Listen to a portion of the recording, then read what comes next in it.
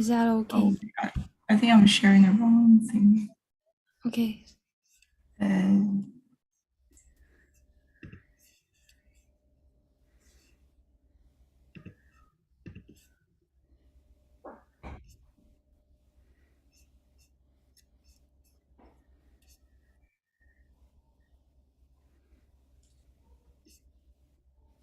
yeah, feel free to start. Okay. Okay. Good morning, afternoon, and evening, everyone. On behalf of the organizing committee, I would like to welcome you to the Duke China-U.S. Summit 2022. With the theme A New Spring, Emerging Opportunities and Challenges for China-U.S. Relations, this year's summit aims to discover the potential opportunities for potential growth in China-U.S. dialogue, specifically surrounding our 4 panels in chronological sequence: business and finance, society and culture, international relations, and education. While future relations between China and the United States remain uncertain, renewed political relationships represent a possible avenue for dialogue and alliance. Over this weekend, you are engaging discussions with 16 scholars, experts, and professionals from many sectors to consider a future of constructive US-China partnership while exploring potential challenges. In the business and finance panel, you will hear from experts about financial regulations of international trade during COVID-19. In culture and society, the future of social movements in China and US, specifically regarding ending Asian hate, will be discussed. In international relations panel, you will hear about power dynamics and possible cooperation between the US and China in a continuous COVID-19 era. Finally, regarding education, you will hear about China-U.S. educational partnership.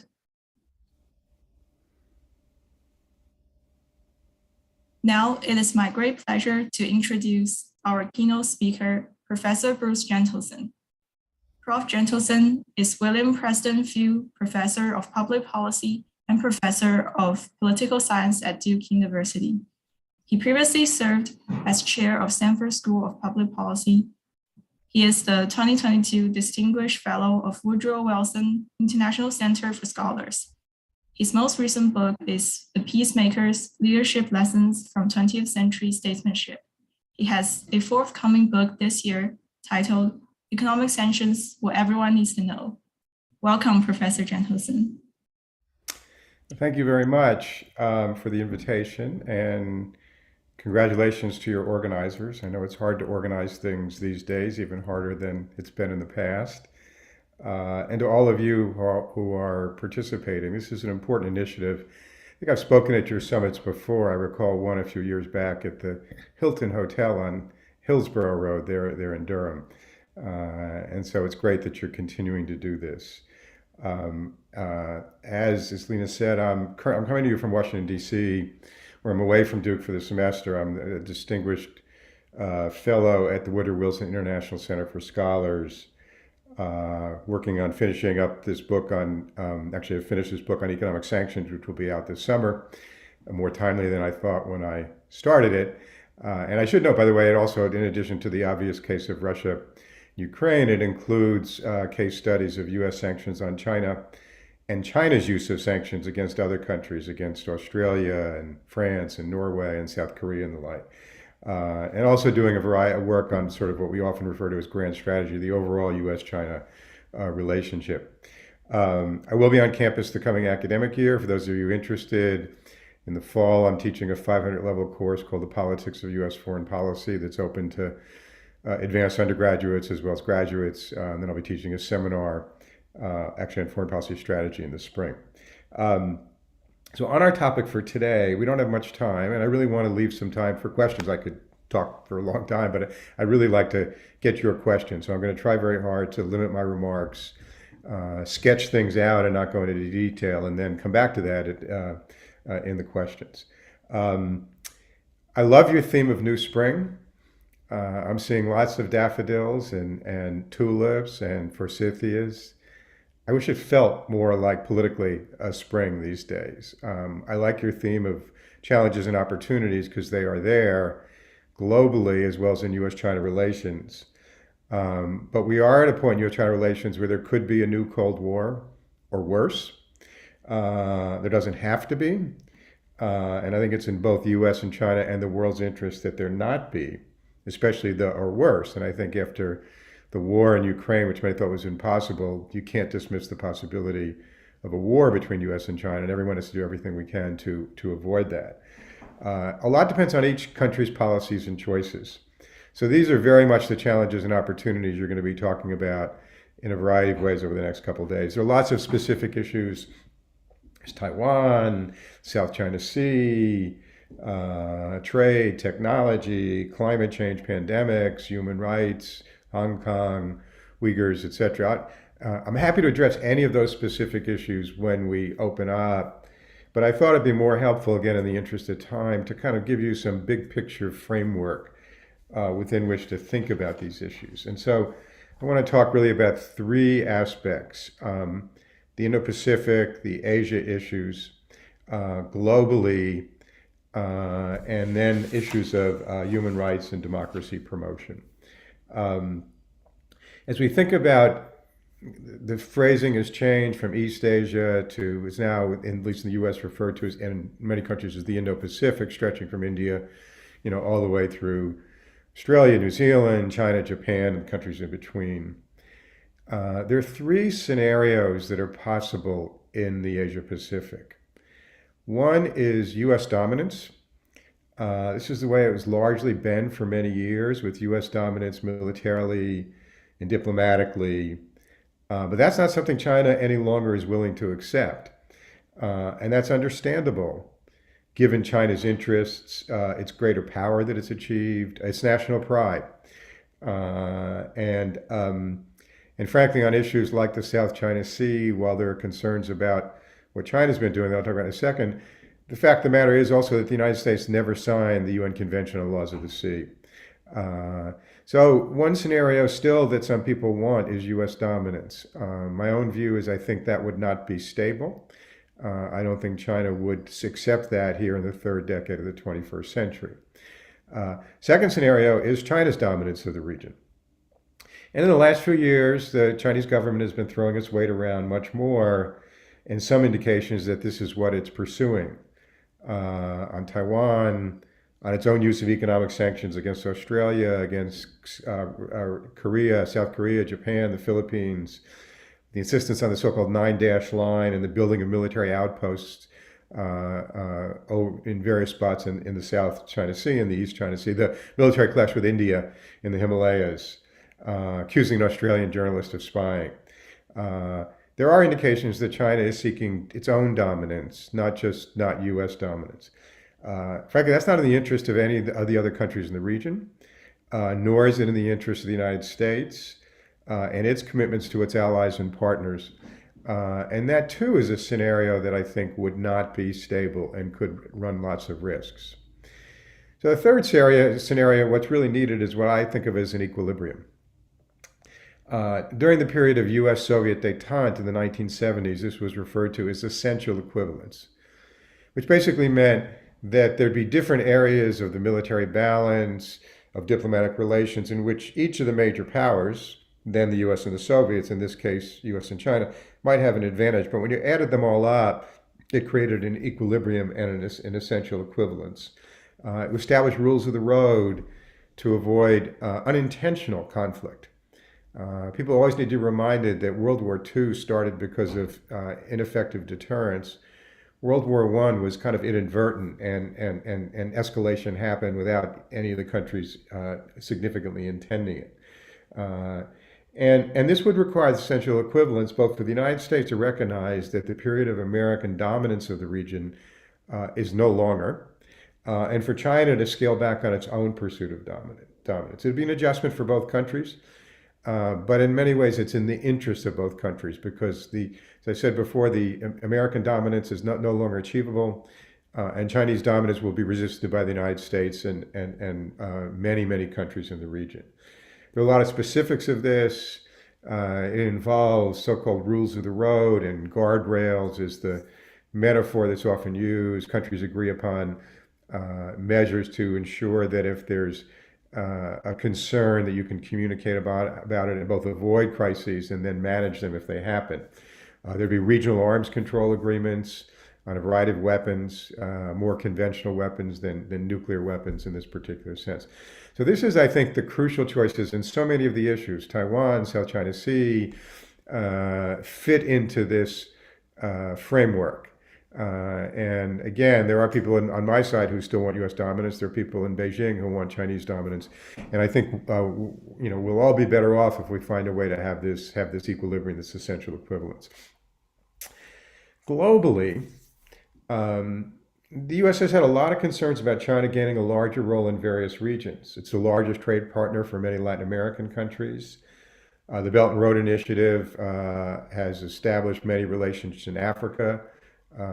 China's actually hosted summits for leaders of Africa.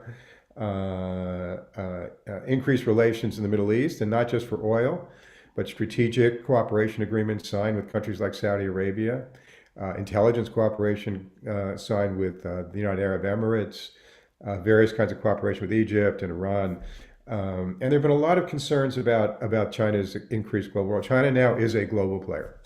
And that was not true 10 years ago. It was more of a regional player. It is now a global player.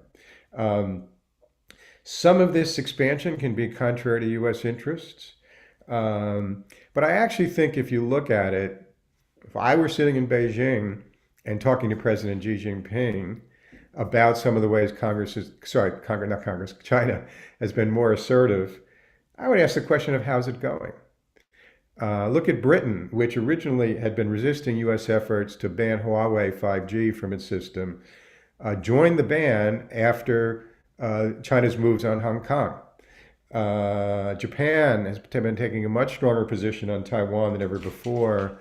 Australia largely offset the Chinese sanctions by shifting to alternative trade partners.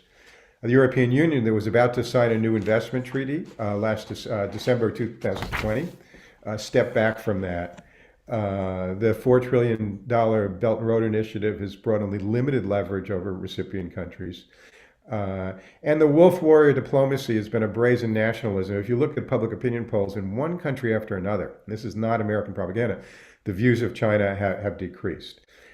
So my sense is China can be a global player and should be and can be, but the more it overreaches its efforts and throws its weight around, the more it backfires. This is what the United States has gone through. We are used to being a global player. Well, look at what happened to us in Afghanistan. Look what happened to us in Iraq, the two longest wars in American history, both 2 decades worth of war. In many regions, we have allies that do what they want to do. Saudi Arabia brutally killed a journalist who was actually both Saudi and American. And major powers find that when you overreach, other countries push back. Even smaller countries have their interests, and they want to have, most countries in the world want to have relations with China, with the United States. They did with Russia, but we'll see what happens to that after this terrible invasion of Ukraine. And so in some respects, there's a balance here too. I'll give you an example. China gets much more oil from the Persian Gulf than the United States does. Yet the United States Navy is the one that is largely in charge of keeping the Persian Gulf open for sea transport. We say we want to do that because it gives us a role and influence. My own view is, that should be shared. I don't worry about the Chinese Navy coming in and somehow dominating the region. Countries don't want that the same way they don't want us to dominate. But I think there should be some share. China has a greater economic interest in that oil. We get a lot less of it.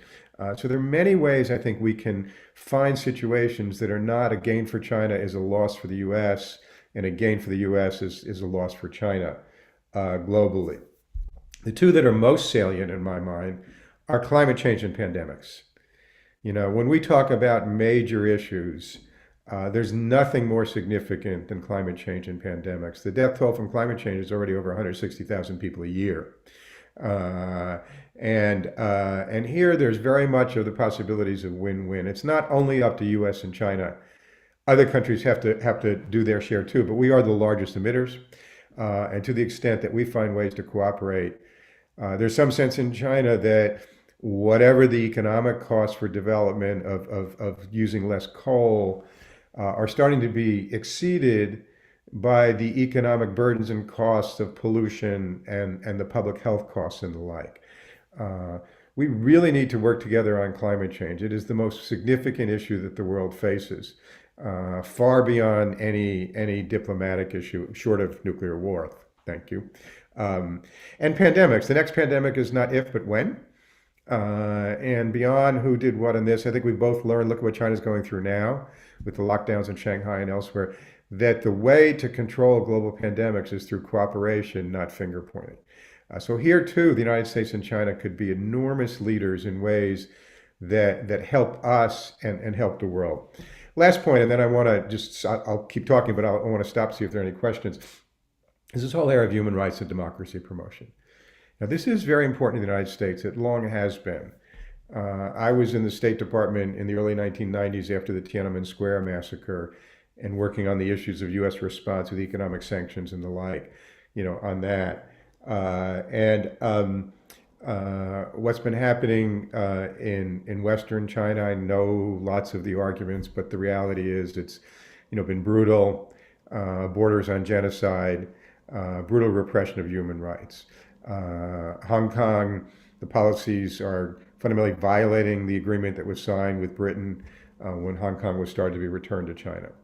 I'm happy to defend those positions. At the same time, I think that the United States and others in the West have to recognize the limits that we have about changing China's internal policies. There are many policies that China follows that work better than the West. Look at the number of people lifted out of poverty in the last 2 decades. No country's ever done that on that scale, even though there's still a lot of poverty. It's extraordinary. Look at the technological advances. I'm jealous of your bullet trains when I go to Shanghai or the like. Our railroads here are well behind. There have been a lot of technology. There are many ways in which China is very successful. And there are limits to what we can do, and we've seen that a number of times in terms of changing China's internal policies. This will remain a tension. The United States, it's important that we stand for human rights and democracy in the world, and we don't always live up to that. Our relationships with some of the countries that are our friends, Saudi Arabia, Egypt, some in Africa, don't live up to that. I'm not saying that we're consistent. But and I don't believe that there's an inherent conflict between democracies and non-democracies in working together on global issues. We have our own dangers here of threat inflation. Somebody mentioned before that, there's been, with some of the accusations about the Wuhan virus, as it was called, that has fed into prejudice and violence against Asian Americans in this country. And we have gone through periods in our foreign policy where we inflated the threat. Back in the 1950s with the Soviet threat, we had something called McCarthyism, which we actually study in my fall class, in which out of the fear of Soviet communism, human rights, civil liberties were violated for many, many people in our own country. After 9/11, we did a fair amount of that as well in terms of repressiveness in the name of fighting terrorism. So we have our own issues to deal with as well. All told, and I'm going to stop here, see if you have any questions. A new spring, I'd love it to be a new spring. There are challenges and opportunities. I believe it can be. Efforts like yours contribute to it, as well as efforts like people like myself. But I really think it requires both countries to understand that we're better off. We're not going to agree on everything, but to the extent that we can work together and manage our differences, both the Chinese people and the American people and the world will be better off. So I'm hopeful. I'm not pessimistic. I'm not optimistic.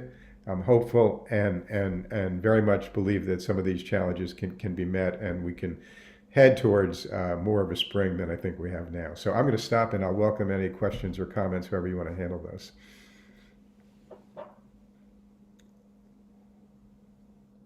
Thank you, Professor Jensen. That was indeed a very insightful speech. Yeah. And if anyone has questions in the audience, feel free to type it in the chat.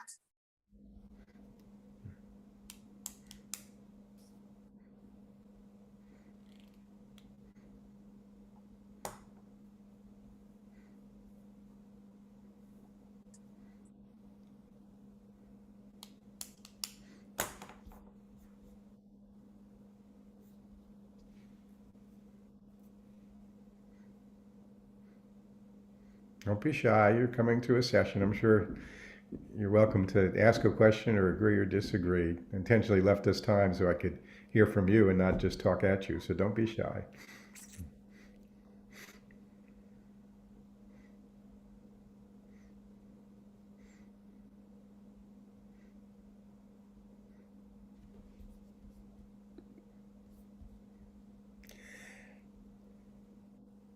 Okay, so there are two questions here. How would I characterize the current state of the US China relationship? And do I think there are irreconcilable conflicts between US and China?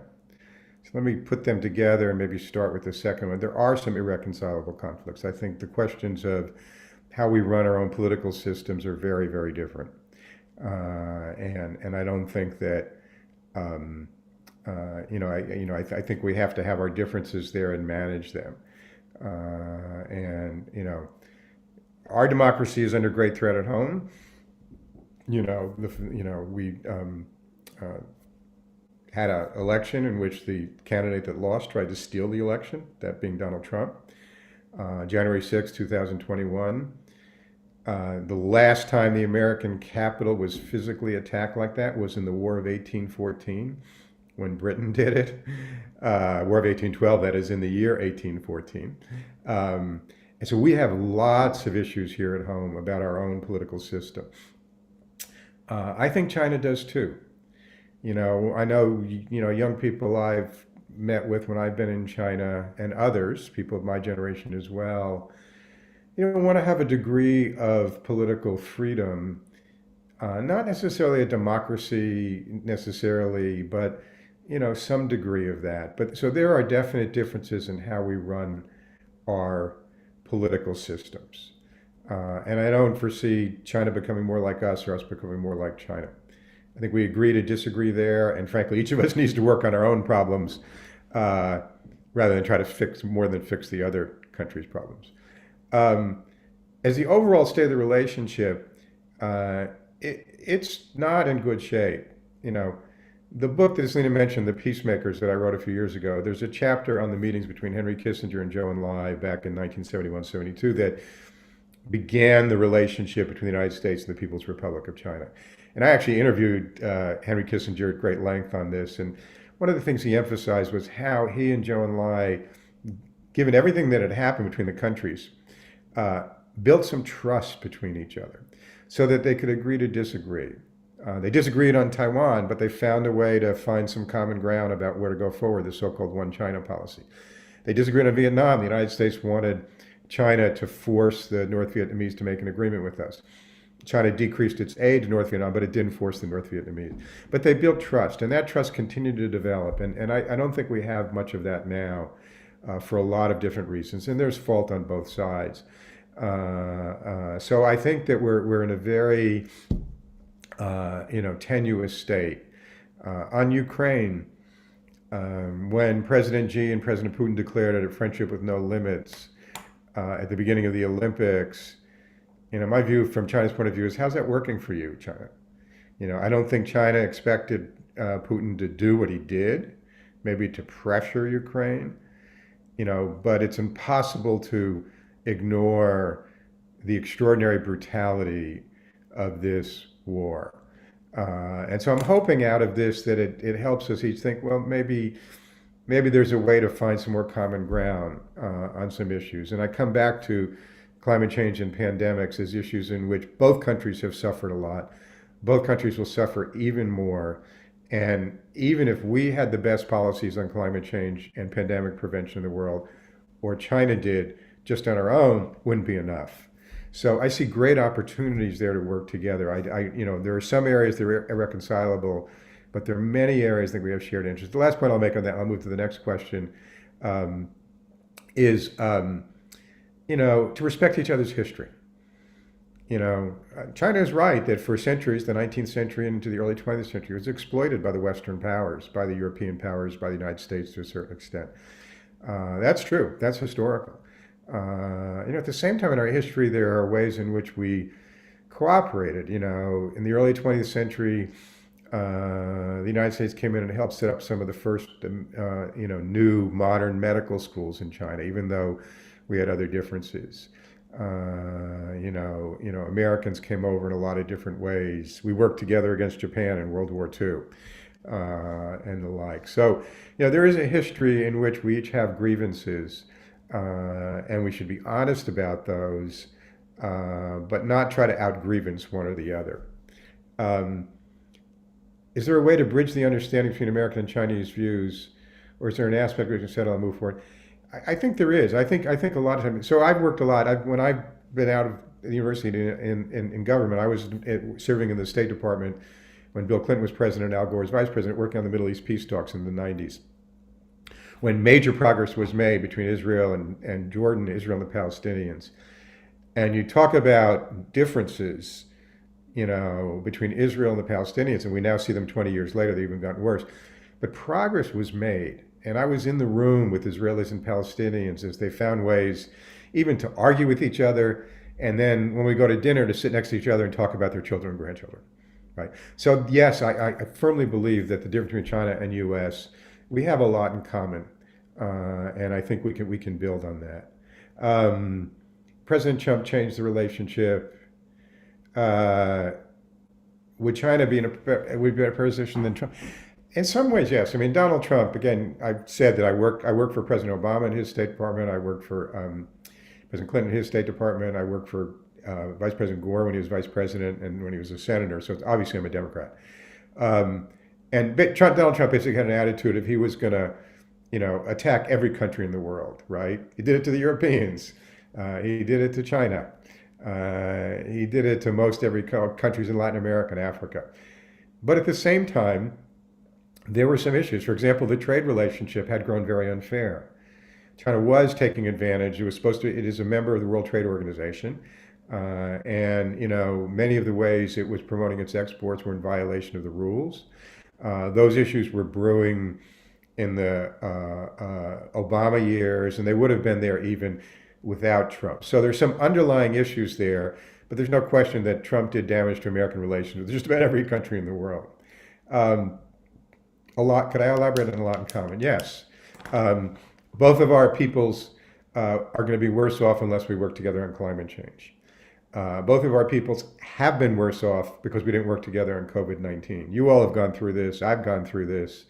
I had COVID in January, fortunately not a terrible case.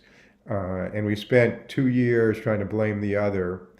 And before that, by the way, up until, in fact, some of this was going on and Trump stopped it even before COVID, there's a lot of cooperation among our top medical and scientific people going on. Labs that were shared, information that was shared, projects that were run, because we saw we had shared interests there. In 2015, when the Paris Agreement was signed on climate change, it was made possible because the United States and China first came and said, we worked out some of our differences, now let's the rest of the world build on that. There are a lot of common interests. My points about the Indo-Pacific, if China seeks dominance, it's not going to get it, and it's going to be unstable in the region and it risk war. If the U.S. insists on continued dominance, the same thing. Our shared interest is in finding an equilibrium.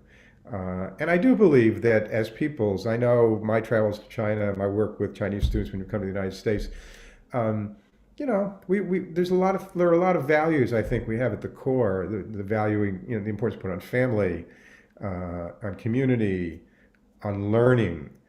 Yes, there's a lot we have in common, and it gets overshadowed. We have differences over Taiwan. We have differences over the South China Sea. But these are the things that, as Kissinger and Zhou Enlai felt, you start to build trust and cooperation on.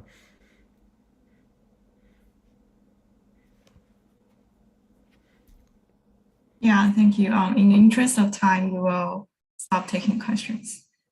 Yeah. Well, I wish Thank you all you so well. much. Okay, have a great conference, rest of the conference, and best to everyone. Thank you, Professor Jensen, and thank you everyone for listening. Okay.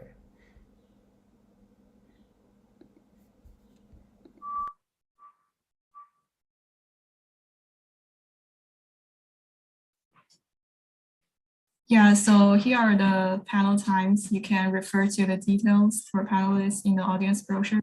And coming up, we have our first panel, Business and Finance.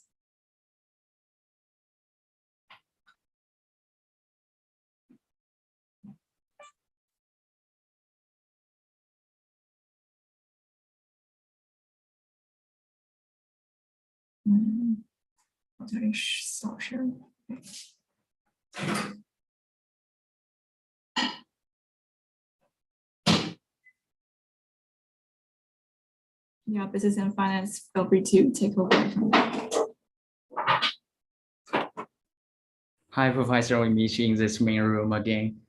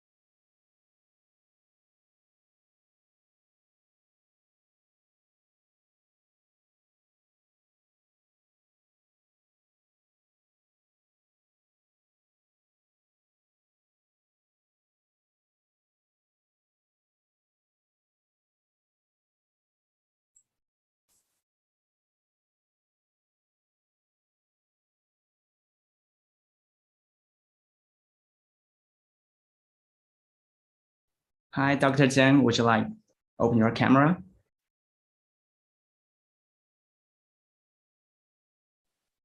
Yes.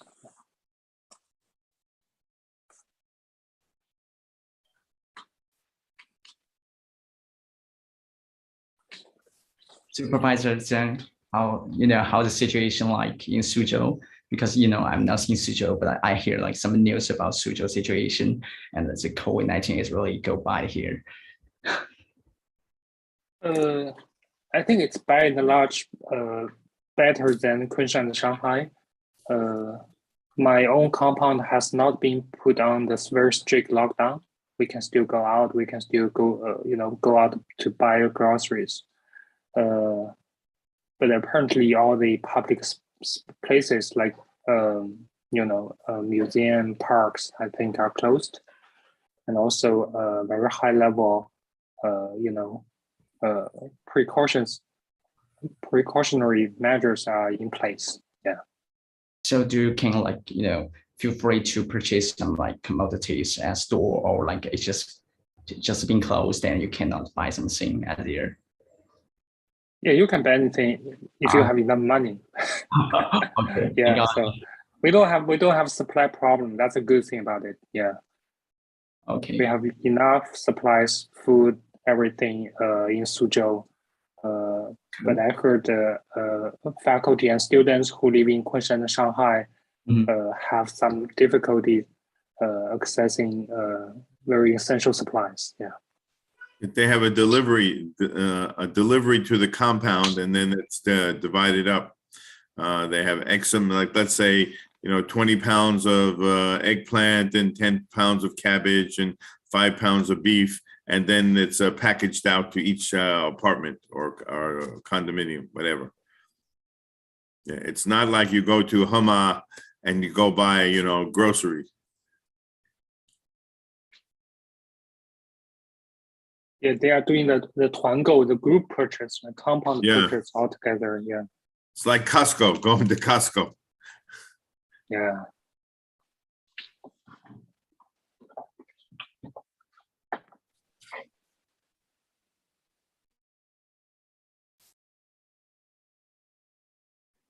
Okay, shall we start?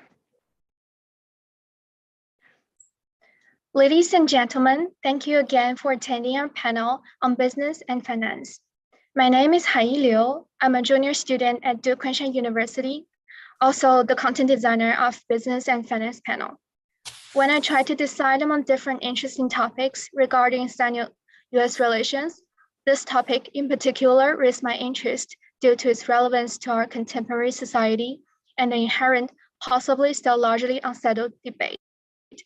In this panel, we'll discuss economic and financial regulations of international trade under COVID-19. We'll focus on two subtopics. First, economic sanctions on foreign high-tech companies, and second, post-pandemic economic recovery comparison of US and China. This is with great honor for the DC-US team to introduce you to our moderator and speakers in the session. The moderator for our panel is Dr. Matthias Carrig, who is the Associate Professor of Economics at Duke University, a Faculty Research Fellow at the National Bureau of Economic Research, and a research affiliate at the Center of Economic Policy Research. We're also excited to introduce you to our speakers. Dr. Dennis Simon, our beloved former Executive Vice Chancellor at Duke University. He is the Senior Advisor to the President for China's Affairs at Duke, Professor of China Business and Technology at Duke's Fuqua School of Business. Dr. David Landry, Professor of the Practice at Duke University and lectures on international politics, economy, and international development at Duke University. His research focuses on the political and economic determinants of China's development, finance, and investment flows in the developing world, and how these in turn affect development. Dr. Zhaolin Zheng, Assistant Professor of History at Duke University and the founder of Chinese Factory Project. He specializes in economic, business, and industry history of modern China and the world, with a focus on factories and industrial entrepreneurs. The panel will be structured in two sections, with the first 45 minutes reserved for a discussion-based panel among the speakers and the last 15 minutes for Q&A session. At any time, please feel free to type your questions into the chat box or on the webinar, or private message your question to the moderator. Again, I appreciate your time, and we hope you will enjoy this panel for the next hour. The time is yours, Dr. Carrig. Thank you very much, IG, and all the organizers for putting together this nice program. We're very happy to join in this and with this panel discussion. Yeah, so let's thank you for the introduction. So let's start into the first topic right away about economic sanctions. Economic sanctions have become more and more prevalent, especially during the Trump administration.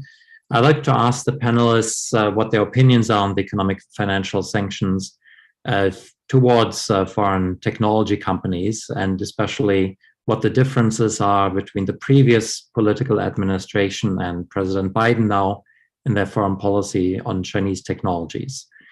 Please, Dr.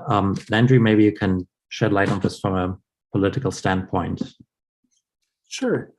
So I think, well, the reversal of some of Trump's policies by President Biden has been slower than many expected, I'd say. There was a feeling, or an expectation, at least from the people I follow on Twitter, the commentators that I follow, that some of the sanctions and the measures would be undone more rapidly than they have. The difference, I think, first, there's been a big difference in tone in how the two presidents have addressed the threats, or the issues surrounding Chinese tech firms. And I think the other big difference in terms of how the Biden administration is approaching this is that Biden as a president in general is just much better at getting support from allies and doing things through a multilateral framework or multilateral efforts. This is not something that's really been successful so far, or hasn't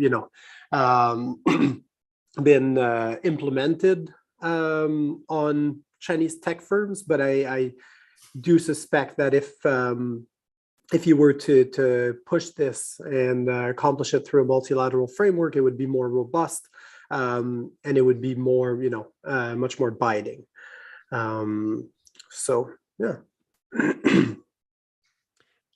So can I Thank you take very a bit of an issue here? Because I agree that there was some expectation that there would be a lightening up. My sense is that actually there's not much difference. The continuity between Trump to Biden actually has been much more extensive. And you can actually track that during the Biden administration so far, the effort to impose a broader, array of sanctions has continued. I was looking up for a class I was teaching last week, and I was really surprised that February of this year, April of this year, we still see evidence of increasing numbers of sanctions imposed through something called the Entity List. More Chinese companies are placed there. There are some recent sanctions about companies engaged in South China Sea. The definition of what is, of critical strategic interest to the United States has now included foreign policy goals. So, for example, if there are actions in places like Xinjiang that are not consistent with U.S. human rights policies, firms can be sanctioned from doing business there, or firms from there can be sanctioned. And I think the reason for it is very simple. Of all the many areas of conflict between Republicans and Democrats in the U.S. political system, the China issue is one where there actually is a great deal of consensus, and that is that there is a common concern about the rise of China and the so-called Chinese threat. And to be very blunt, unfortunately, that has not gone away or dissipated.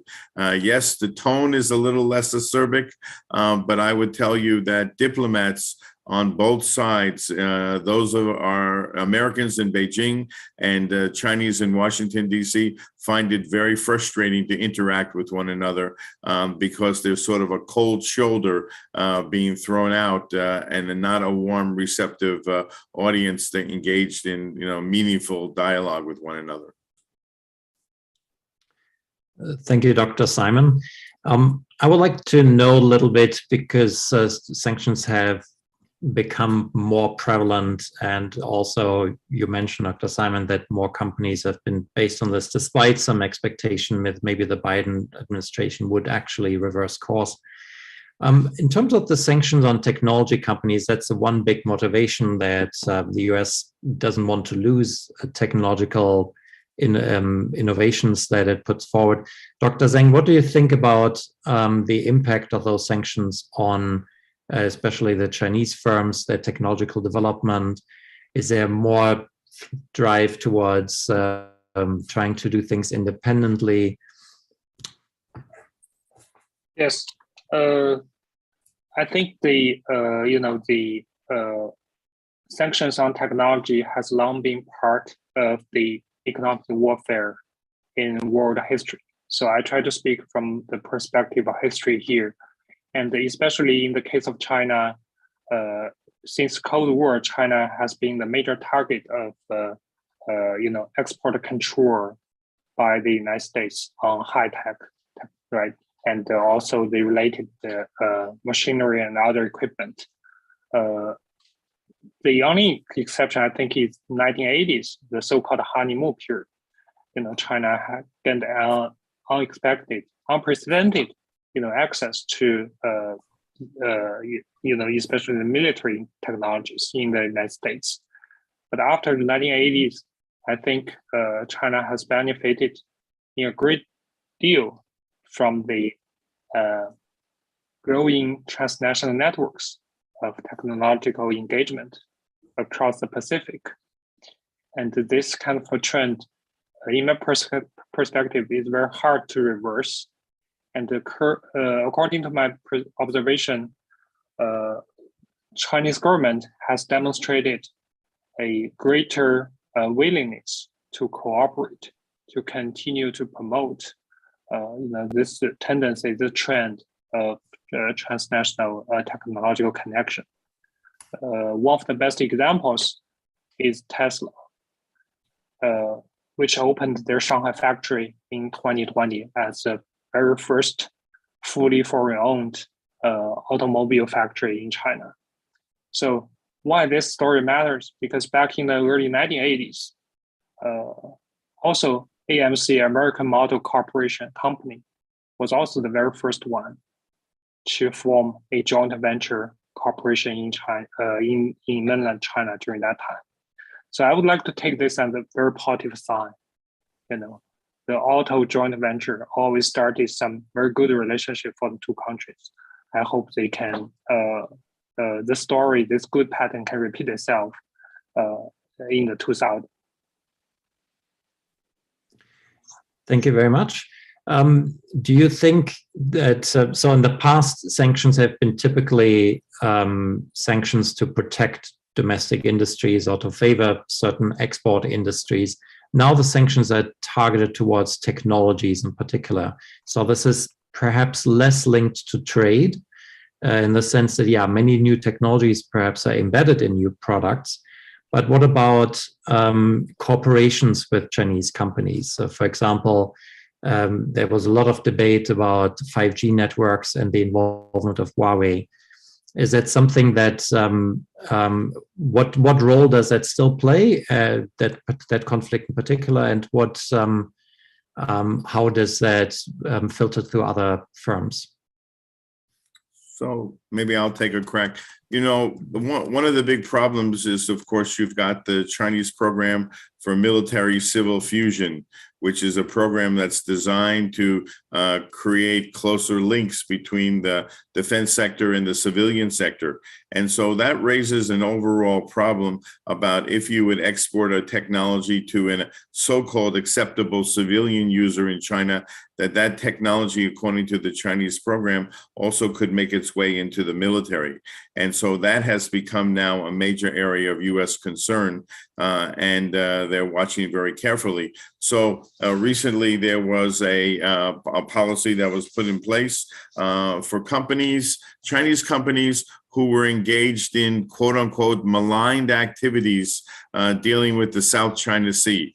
And these are companies, largely state-owned enterprises, that are receiving technology, equipment, whatever, that could be deployed to help fortify China's bases in the South China Sea. This is a policy adopted by the U.S. government, whether we like it or not, or whatever. The reality is that these kind of concerns have been invoked, so they spread. And you mentioned Huawei, and of course, Huawei is the case, the best case of where denial of access to technology, particularly advanced chip technology, has become important.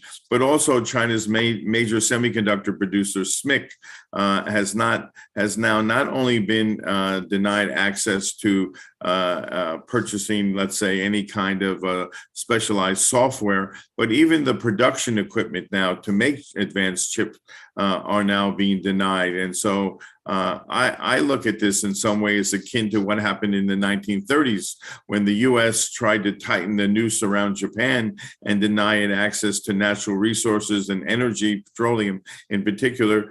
Denial of advanced chip technology to China, which is a building block technology for things like AI and quantum computing and advanced IT, et cetera. The denial of this is putting China in a kind of chokehold around it.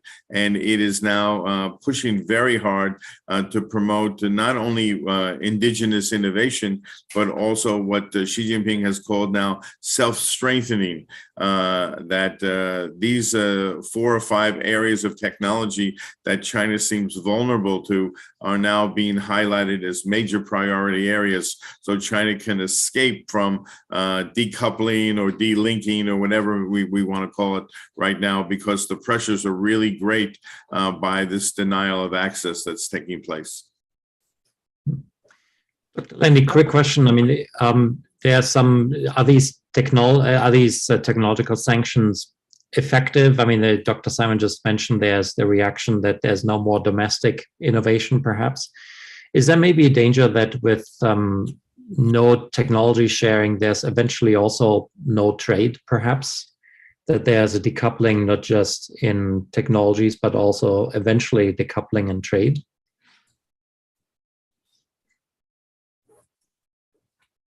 What I could see is kind of a reduction of overlap in value chains, which could then have further consequences for trade.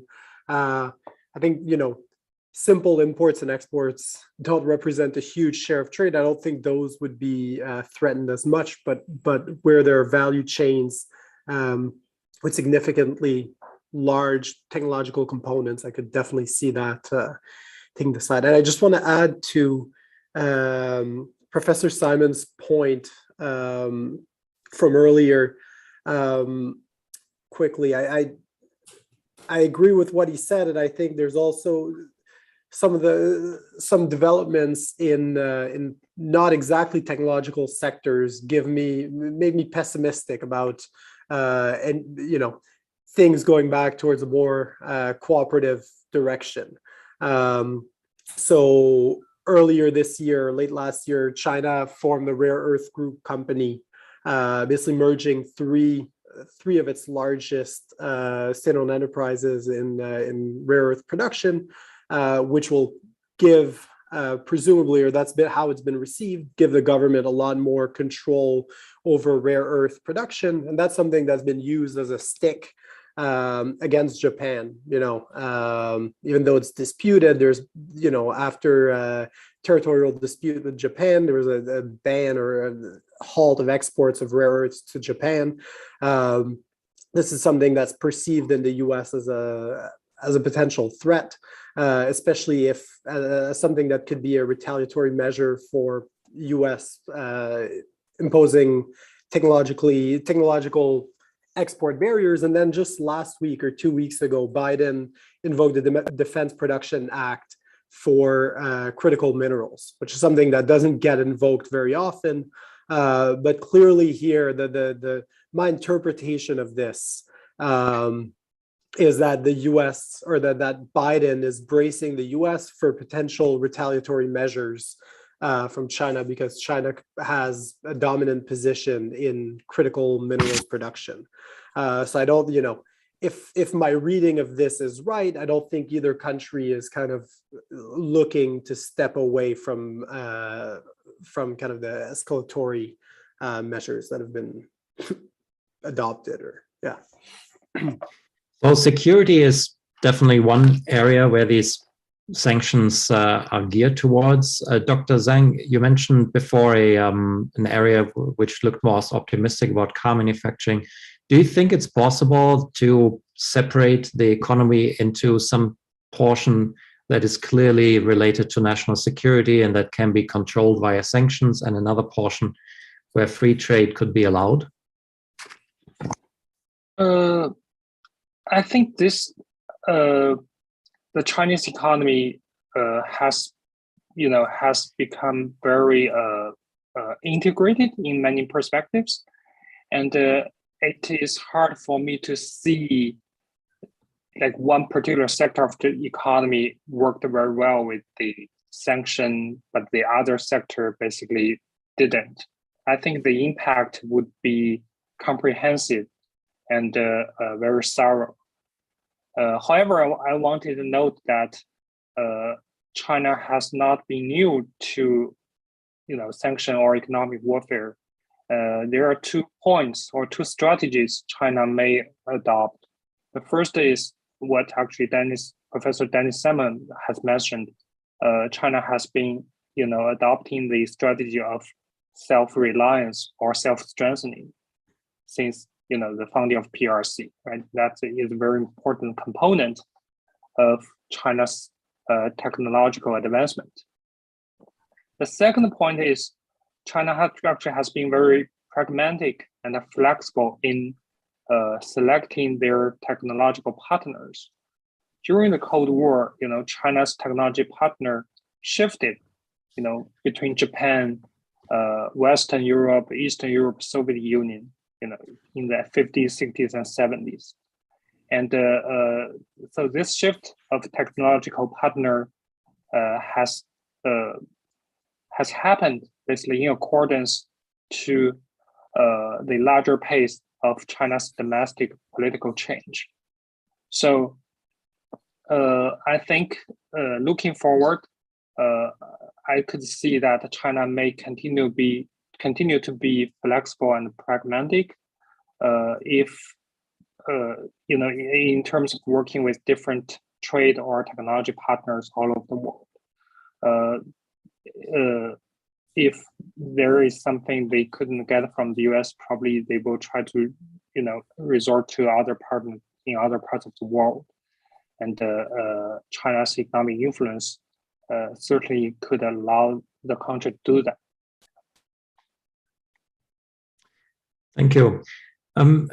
At the end, towards the block of economic sanctions, I want to come back to a point that was mentioned by Dr. Simon earlier about the foreign policy goals embedded in the sanctions. So in the past month, the world has seen the Ukraine war escalate greatly. That was responded to by the US, by the European Union, by lots of other countries with some sanctions against Russia. There's still many more sanctions to be debated. There's also the debate to extend those sanctions to Russian allies. So Belarus is one country that has already been included in the sanctions. There's also debate maybe if China backs Russia in its foreign policy, that China would be included there as well. Dr. Simon, do you think this war could escalate into that area, that China could also be included into these sanctions? Well, I think that's a major concern right now in the White House, and Secretary of State Blinken has actually talked about this. There is a concern that as the United States and its Western allies impose increasing sanctions and financial controls, etc., that China is the one out, the back door for Russia in terms of possibly helping Russia deal with the currency sanctions and a number of other problems in terms of sources of technology, etc. And so it's very clear that China could be drawn into this. And then, as you know, in the U.S. Department of Treasury, we have an Office of Foreign Asset Control. And if you are seen as an invader of sanctions, that office can impose further penalties upon you. So we could have a very rapid escalation in terms of tensions if China were to be seen as supporting Russia through a back door and helping to moderate the impact of these increasingly stringent sanctions coming from the Western side. I'm very concerned about this because, as you know, I think the United States has tried to explain to China how it needs to take a more principled stand about its position on the Ukraine crisis. But I think that China is now trying to balance, its good relationship between Mr. Putin and Xi Jinping and its interests with the West. I want to make a broader point also, going back to what Professor Zheng had said, in your question about trade. We have to remember one thing. China has been one of the most important beneficiaries of the globalization process. In other words, since the announcement of the open door, China has benefited greatly from the free flow of capital, the freer flow of people and talent, and a freer flow of technology. And Xi Jinping has gone out of his way, despite all of the concerns expressed by Western observers and journalists, etc., to remind people China will not close its door. China will remain open to the outside world. And whether this includes educational exchanges, S&T cooperation, foreign trade, etc., China has indicated no intention that it somehow is going to close the door. That said, it has to respond to the tightening, or you might say to the more techno-protectionist environment that we're living in. And if it's going to be denied access to critical technologies, it's going to have to find, as was suggested, alternative ways to get them. Russia could be one of those sources in some cases, or it's going to have to develop them on its own. And so I think we're at an interesting crossroads right now, a kind of perfect storm where a number of things are happening simultaneously that could rearrange or reconfigure the alignment of international interests now for a long time to come.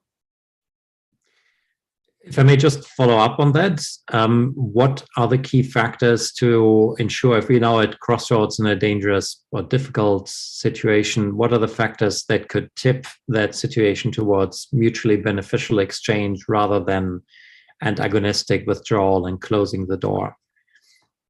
Dr. Landry, do you have a view here? Or Dr. Simon? I mean, everybody can chime in.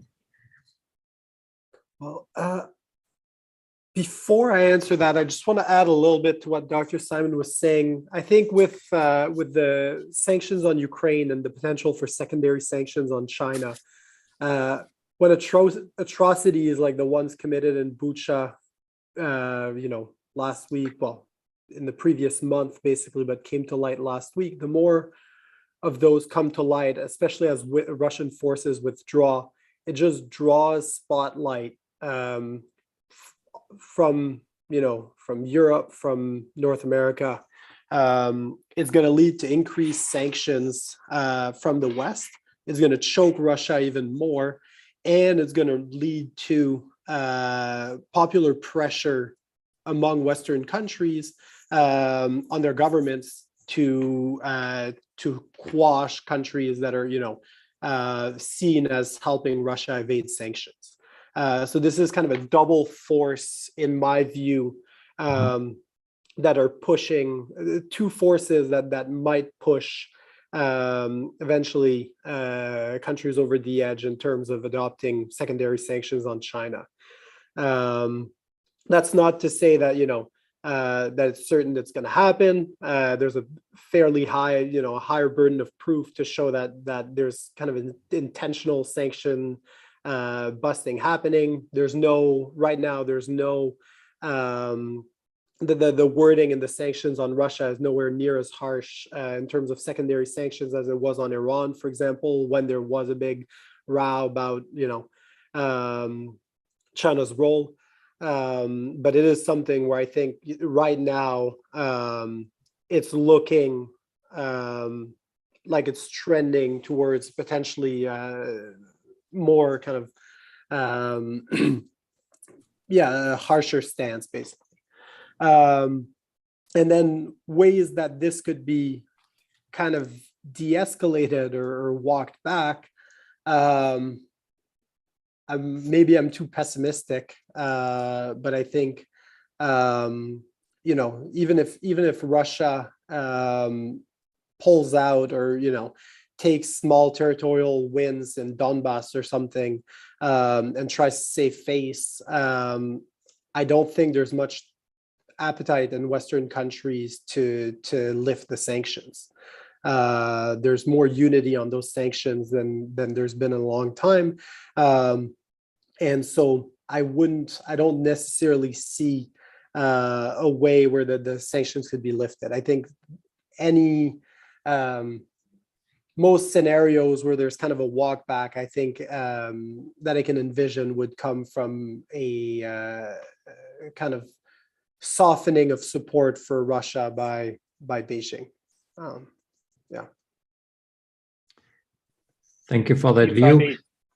Please, Dr. Zheng. If I may add two very quick points to your earlier question, what are the factors that may help bring two countries to the mutually beneficial relations? I think this is where history can really help.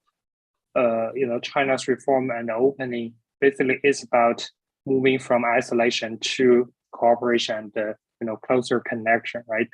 And China has learned a great deal from that experience.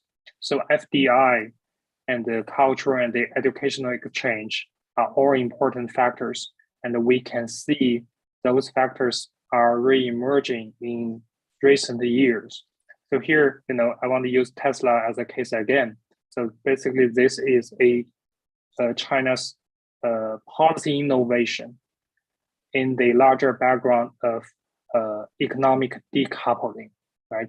Facing the risk of economic decoupling, they wanted to reorient global supply chain, and they offered this very unique policy, package basically to Tesla.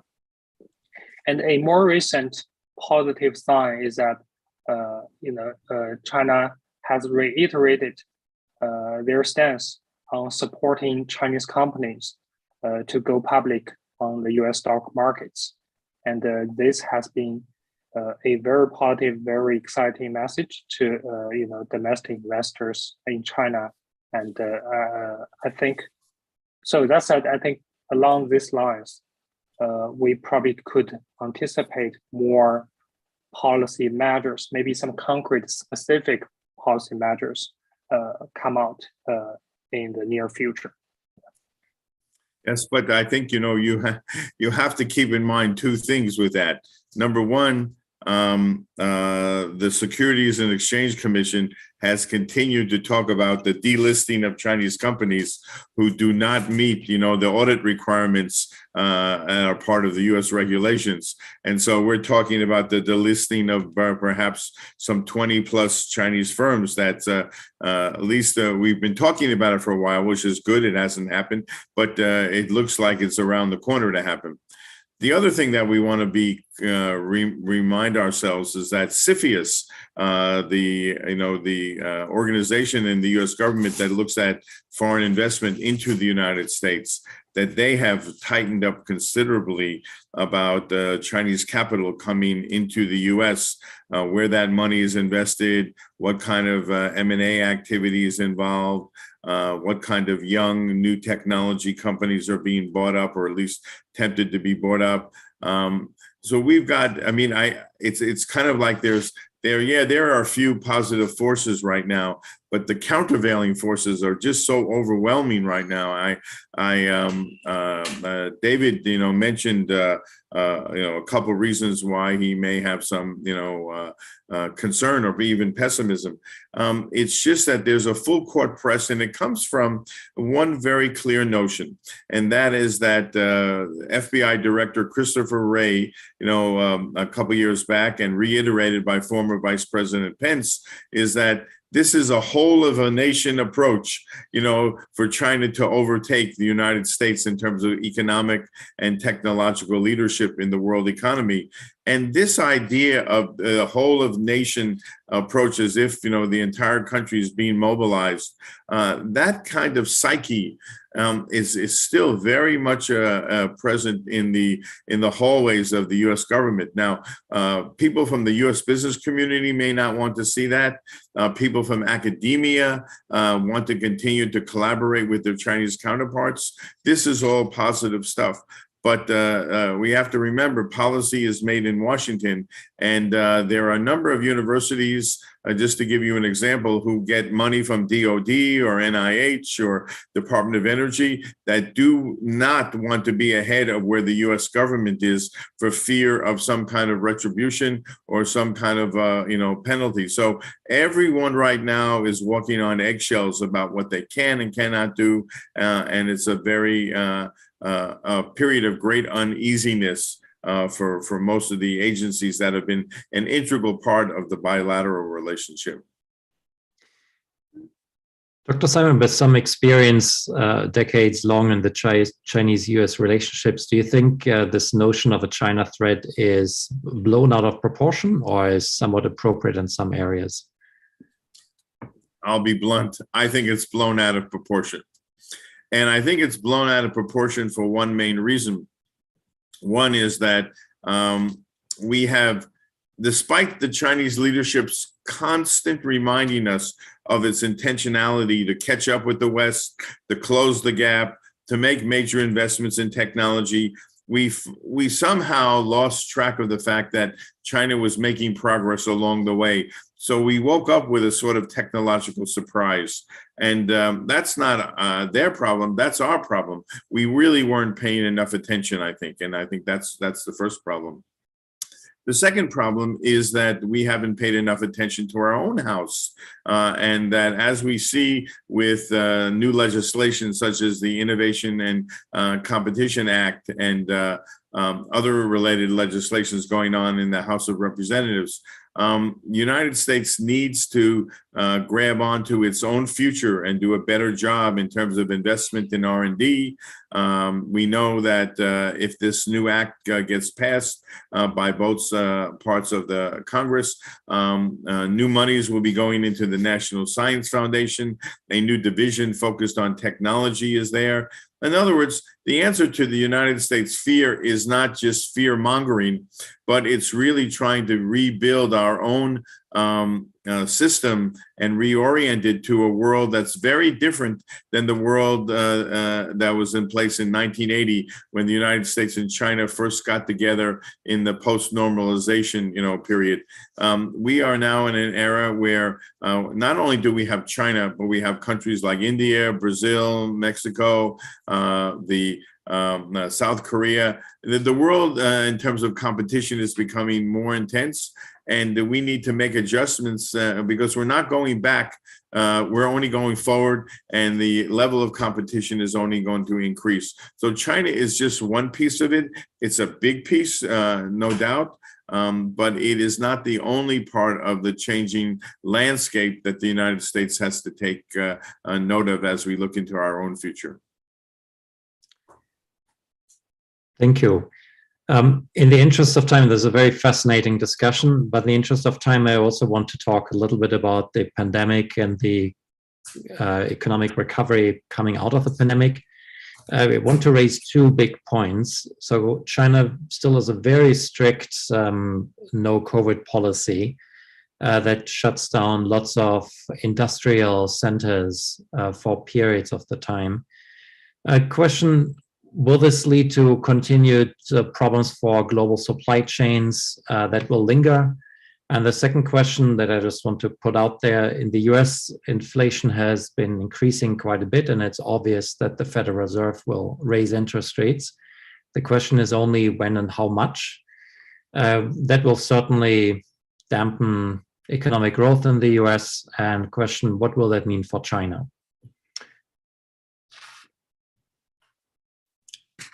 If you want to start, Dr. Zheng, and we can also ask others. Yeah. Yes, I think this, the problems caused by COVID definitely is a huge challenge to Chinese economy. Since the 2010s, China has gradually entered the phase of slow growth, right? And they are adjusting their economy, try to find a soft landing, basically, and finding new engines of growth. And this effort apparently has been cut short by COVID. And what became more, critical is they actually need. I think China actually needs some economic booster now. Rather than slow growth, they need to boost the economic growth probably in this year and next year. So that is a really daunting challenge and daunting task. The several rounds of the COVID variants have also hurt Chinese government's efforts to reboost their economy and find a really stable and reliable engine of growth. I think my personal feeling about their policy or their effort is that they are still struggling to find such a source. Recently, the central government made some messages about investment in advance investment. They want maybe overinvest a little bit in order to stop the downward of the economic growth. We still need to see how this worked out and how this may, what will be the major, implication of this policy change. Thank you. Dr. Landry, is there perhaps another policy that China could pursue to mitigate the problems caused by COVID or coming out of this, preventing a soft landing, as Dr. Zheng mentioned? Uh, hmm. It's very far from my area of expertise. I'm wary of of venturing, but I think rapid, in order to get out of COVID, and there have been pronouncements by pretty high level officials in China that, living with COVID was still the goal, and that zero COVID couldn't last forever. And I think just rapid adoption, either approval of existing mRNA vaccines or development domestically, and then rapid phase out of vaccination is the quickest way to do that. As we saw with Hong Kong's outbreak and the really high death rates, that came in large part because the elderly population wasn't very well vaccinated, and this is something that's also the case in China. So I think on the mainland, and I think there's going to be, as long as that issue is there, there's going to be a real reluctance to loosen up in any way. Beyond that, in terms of economic policies, I think, looser monetary policy, which is already happening, more investment, which is already happening. Beyond what's already being done, I can't really think of any.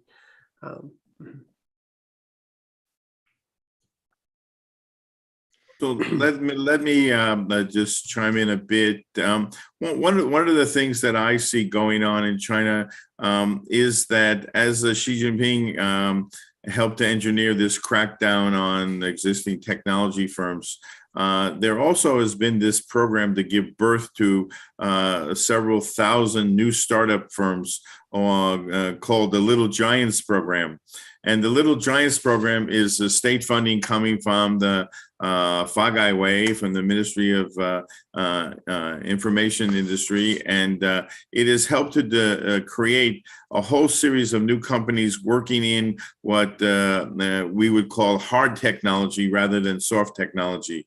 As you may know, Xi Jinping has not been enamored so much by the experiences of Alibaba and Baidu and Tencent. He sort of called these e-commerce companies, the soft belly side. But what he's really worried about is China going to be able to generate the hard technologies in advanced computing, in semiconductors, biotech, life sciences, etc. And I think that these several thousand companies that have been funded by the Chinese government could represent potentially a new vanguard in terms of sources of growth. They will be the seedlings out of which grow that next generation of competitive companies. And if the state doesn't, smother them with the state policy, they will have enough of degrees of freedom, hopefully, to begin to grow and represent another new component of the economy. So I'm hoping that will happen, and that will help to lend growth. As Professor Zheng said, the dual circulation policy, because of the way COVID has now played itself out, has met with some resistance. But I think, everyone is very clear. China still needs more infrastructure and more building up, et cetera, and that the domestic market still is a very large market, and it continues to grow. And so I think that the instruments are there. Let's remember, it's in everyone's interest to see a good Chinese economic recovery. In 2008, 2009, when the global financial crisis took place, it was the Chinese economy that was the engine of global recovery, and everyone benefited from China's growth, especially China itself. A China mired in the doldrums of economic growth is not good for anyone, and I think that U.S. business clearly, and I think the Europeans are in this, and so are the Japanese and Koreans. They want to see and want to help energize China because it is such a big market, and they all have such a vested interest in seeing China successful, because China's success is their success in many, many ways. And I think that's really the instrument through which the global economy itself, gets going again, by helping China become much more, dynamic once again, and helping them get out of their present state of difficulties that they face. There are big questions out there that have a lot to do with how the current leadership wants the Chinese economy to grow in terms of increased role of the state. And I think that that's something we have to remember, whether or not that will turn out to be a good thing or not, and only time will tell. Thank you. I would like now to go to the questions that have been submitted from the floor. I want to start in perhaps reverse order, not that we talk about the economy and COVID. Do you think that China will still maintain the lockdown policy given the situation in Shanghai and on the need to improve the economy?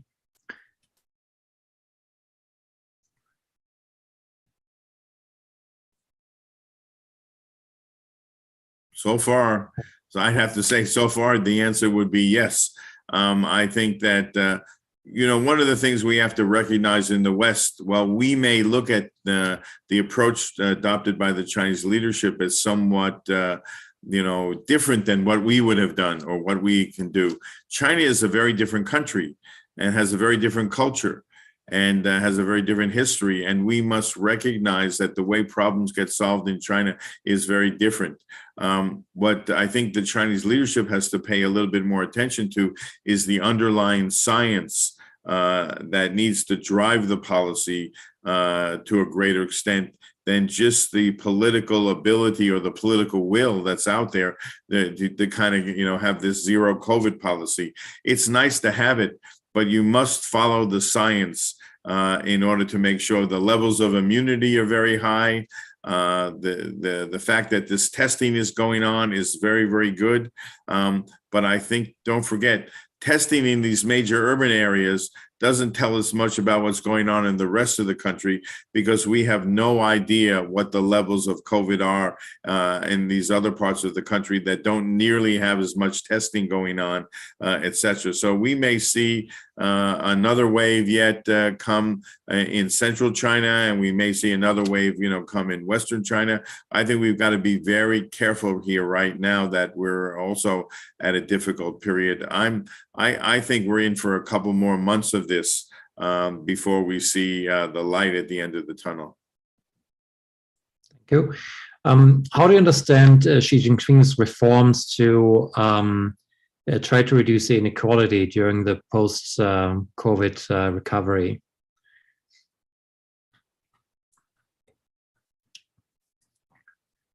Is there anything maybe on the business side? I mean, do you have some experience from your project, Dr. Zheng, perhaps? You mean the equality in the economy? Inequality, right? Yeah. Inequality, yes. Yes, we have witnessed, several programs basically addressing this issue. This includes, basically eliminating after-school program and training courses, which the government considered unnecessary or waste of time for the parents. And also, these programs, in many people's perspective, only increased the level of competition or involution among ordinary Chinese people. And also there is a kind of a corporate-led campaign in the high-tech industry trying to reduce the level of tension and workload among ordinary employees. So instead of working from 9 a.m. to 9 p.m. 6 days a week, now they are encouraged to get off work early and have more time for themselves. So I think from those policies, we can see that the Chinese government try to tackle this issue from many different angles here. However, inequality is a huge problem. It needs, in my perspective, structured, policies and programs to handle this issue. So small fixes like this may lessen the concern, but couldn't fundamentally alter the trend towards a severe inequality. I think we need stronger or more thoughtful programs or some larger macro level change to the structure of Chinese economy, such as tax on capital gain. Currently, there's no such tax. For example, the profit made the stock market, basically. I think those kind of policy and programs are more important in addressing the inequality here. Thank you. There are tons of questions surrounding economic sanctions and the war in Ukraine. I just pick a few. So on the one hand, there's a question, China seems to have taken a neutral stand, but on the other hand, it appears there's some censoring on Chinese media about the war to make Russia not look bad. And is there another related question? Do you think that China would benefit right now from this war, from this confrontation, either politically or financially? Please, Dr. Landry. Yeah, so in terms of potential benefits, I could see if European countries get their act together on oil and gas sanctions, because right now the U.S. has imposed oil and gas sanctions, but all it does is kind of change the dynamic of who is buying oil and gas from who. It doesn't reduce demand enough, or it doesn't impact demand enough to really have a real impact. But if European countries join in that, basically Russia will be almost forced to sell more oil and gas to China at probably a fairly steep discount. So I could see a benefit there, but that, there's a lot of potential ifs there. I think politically, just, especially with the reaffirming of the friendship during the Olympics, and then more recently, I think politically there's just a lot to lose, essentially. China, the Chinese leadership has proclaimed or reinforced that friendship between the two countries, and then Russia goes and violates so many international norms. There's war crimes committed daily that are very, very well documented. And now this is not only something that's angering the U.S., but it's also angering European countries that China sees as critical to its long-term economic success. So I think politically, there's just this is a kind of a losing hand for China, at least in my view. Yeah. Let me just add one thing. There actually could be a silver lining for China in some ways. All of these products, equipment, etc., that now are being pulled out from the Russian market could provide a big opening for Chinese companies to sell.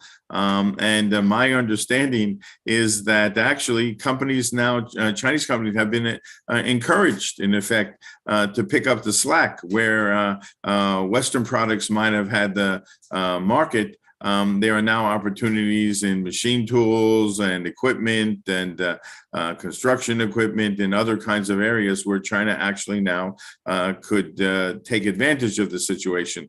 So that's why before I said, we've got to be really careful here. Does the dollar drive Chinese foreign policy, or do politics drive Chinese foreign policy? These are really big questions, and I think they are being decided as we speak in Jungnanhai, among the leaders who are trying to figure out which is the best approach given the circumstances. But the worst thing that could happen, of course, is that China would turn into an international pariah country, even more so than it is, in some respects today.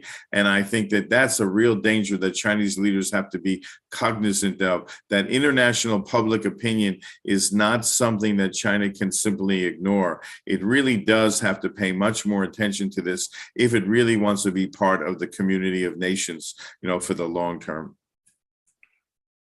And I think the upside of exporting more to Russia to fill the gap we need to keep in mind here that Russia's economy is smaller than Canada's, is smaller than Italy's, it's smaller than Texas. It's, you know, maybe 5% or 10% of the European economy. So it's a, you know, economically, it's not a very big price or a very attractive price. But there is a silver lining. Good point. Good point. Thank you very much. So please, Dr. Zheng. Yeah.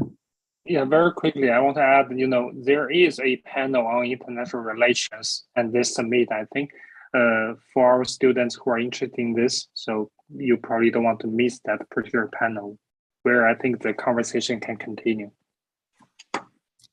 Thank you very much. I mean, there's clearly a very strong political angle right now due to the political situation. To finish this panel, I would like to just ask the panelists for a very quick closing statement where you think the Chinese-US relationships will be in 10 years. Okay, I'll start. 10 years, actually, I'm a bit optimistic that in 10 years, we'll see some generational change. We'll see hopefully some trust building measures that will have gone into effect. I'm pessimistic about the next 3 to 5 years. I think we're going to have to do a lot of rethink and recalibrating if we hope to have a positive future. But 10 years out, actually, I'm somewhat more optimistic that wiser thinkers will prevail over the longer term, and we'll start to rebuild the trust and rekindle the win-win relationship that we had in place. Thank you. Dr. Zheng? Yeah, I want to echo what Professor Simon has said. The next 3 or 5 years might be difficult, but in the long run, I believe there will be a strong positive relation in the end. So here I wanted to tell many of our students here, you know, everyone can make a difference, especially when you study at this joint venture university. We are really in a great position to facilitate a mutually beneficial relationship between the two countries and many different levels. Probably what we can do as student and faculty are more at the, person-to-person level. You know, when you go to US to do some exchange programs, or if you are an international student, when you come to study in China, there are many things we can do to improve this relationship. I would encourage our students to explore all kinds of opportunities to engage, to interact, to learn, and to spread positive messages, and everyone can make this much better. Thank you. I think, yeah, I'm also more optimistic about the long term than the short term. I think both the point that the Professor Zheng mentioned in terms of, you know, the kind of individual to individual relations is something that there's still an incredibly large amount of, and I think that's definitely a force for rapprochement or more collaborative future. And I think also economically, you know, beyond the kind of short-term spats for critical minerals and technology, I think that the real big question in the long term will be with regards to climate change. And I think there has to be, at least if cooler heads prevail, there has to be some cooperation there. And I think that could drive, you know, better political ties. At least I hope, and I'm more optimistic on this question than the short-term questions. So agreement that short-term provides lots of challenges, and long-term there's a lot of potential that hopefully after some bad experiences, people come together in a sober and productive way. So I think at this point we are roughly out of time. So I thank the panelists for their insights. Thank you so much. Also, thank you to all the questions that came from the floor. I could only scratch on the surface here. I'm sorry about this, but thank you very much for the interest. Thank you. Thank you very much. Thank you so much. Great discussion and great questions from the audience. and sincerely grateful to have Dr. Carrick, Dr. Simon, Dr. Landry, and Dr. Zheng coming here today and have the deep, inspiring discussion of business and finance. Our next event is Career Fair, starting from 12:30. Looking forward to your coming and really appreciate all your presence today. Thank you so much, everyone. And also we do our next panel, so not our next workshop, will be at 3 p.m. on culture and society. Thank you all for joining, and thank you to our speakers for taking time on their Saturday to meet with us.